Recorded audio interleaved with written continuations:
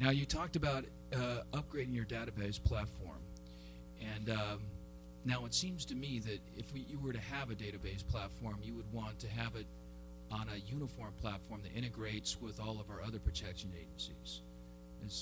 Am I thinking along the right track with that, or no? What's happening right now is all of the federal agencies do have they all have their database platform systems in place, but you have they generally don't share their systems with us. I think, for example, ICE, U.S.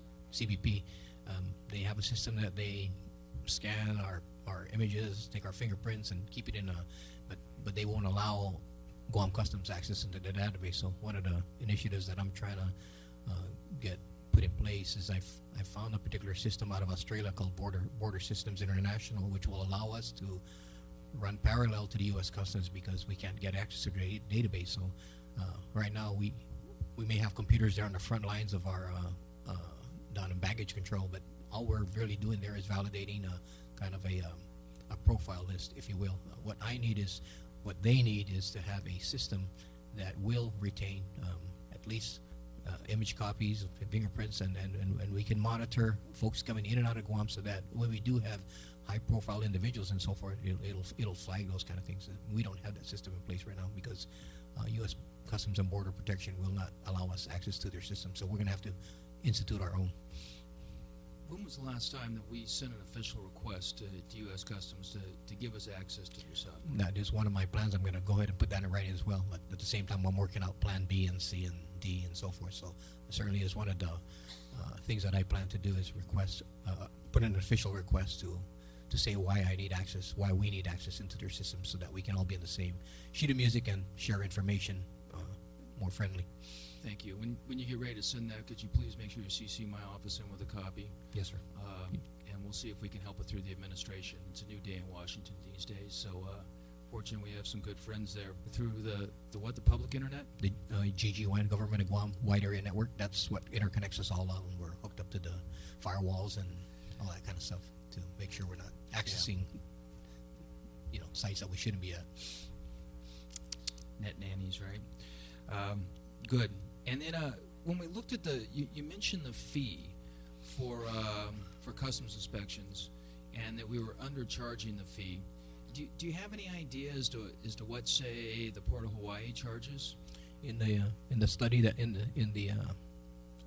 the package that we're currently putting together for review by yourselves, we're still gathering fees from different jurisdictions, and Hawaii is certainly one of them. CNMI is one of them, and it looks like many of them have kind of transitioned to more of a tonnage, more of a weight/volume kind of a system, which we think is more in consonance with the industry, and so that's what we're proposing. But if we stick to the 525 fee rate schedule that we're utilizing now, certainly we're vastly undercharging the customers for containers that are coming into Guam. Might I also suggest that you check with the fee schedules in Australia as well, because we are kind of a unique place, especially when you're not under federal customs and quarantine. So to compare us with Hawaii might not be relevant. Right. Whereas in a separate independent country, and find out what they're charging for customs fees.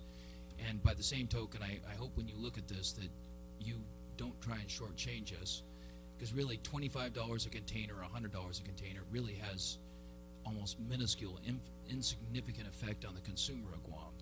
And but it has a great effect on being able to fund our public services, of which you're such a crucial, important role. Yes, sir. Let's see. I think that just about covers it. Oh no, the last thing.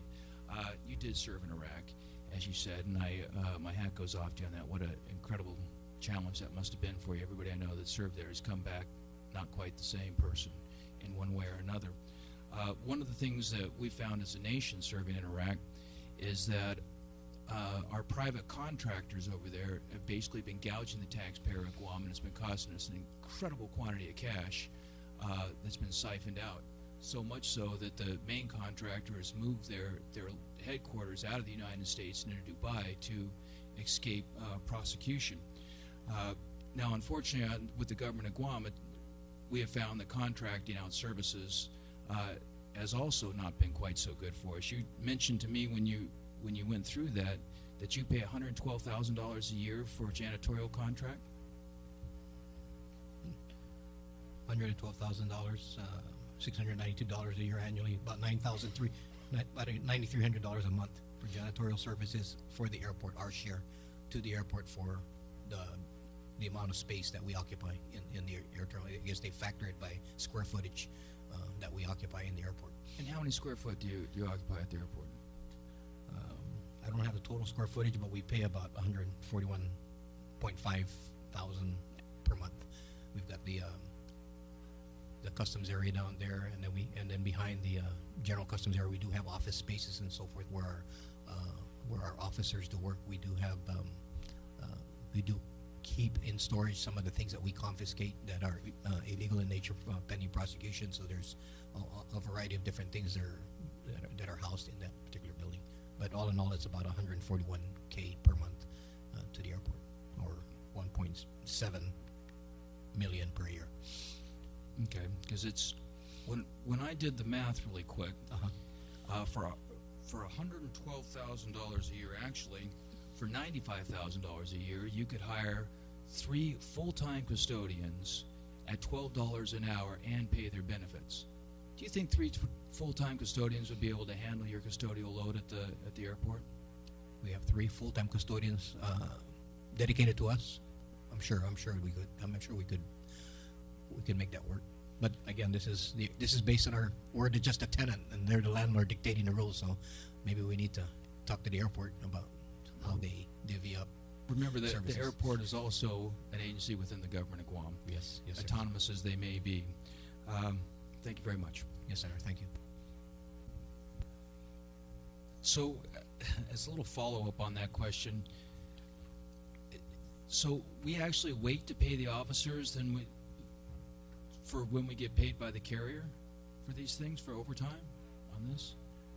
There appears to be some delay in that. Certainly, that's one of the areas that I need to see how we can streamline that. But there are some delays in that process. It's not immediate like Senator Pangilinan saying. So I probably need to find out where those rough areas are at, so I can streamline that. Certainly, one of the areas I need to improve. So, yeah, we definitely need to look into that, because that's illegal, right? No matter where the funding source comes from, when an officer works, the officer needs to get paid. Yes, sir. There's a fixed time period set in law, both local and federal law, whether they work overtime or not overtime. And, we've been very lax in this government of basically trying to balance the budget on the backs of the hard-working folks that do the work to keep it running. And that's just appalling to me. And so I would appreciate it if you look into that and make sure that doesn't happen under your administration, that the law does not continue to be broken on that. And then for the second follow-up question I have on that is that when we charge them the overtime fees, are we just charging the hourly fees to the company, or are we including all the benefit fees and the administrative fees of the processing? Yeah, the ASO comes up with the rate that we're charging per,